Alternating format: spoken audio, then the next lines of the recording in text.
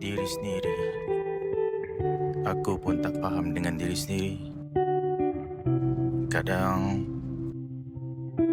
orang lain yang faham aku. Family, kawan, diorang lagi faham aku.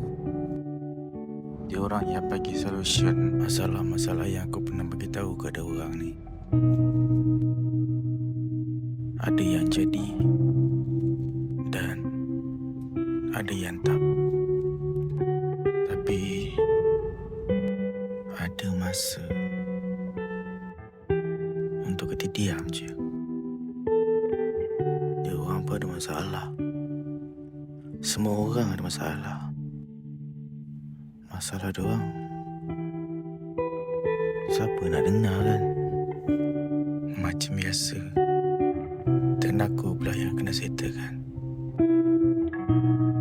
Kadang kau kena diam kejap.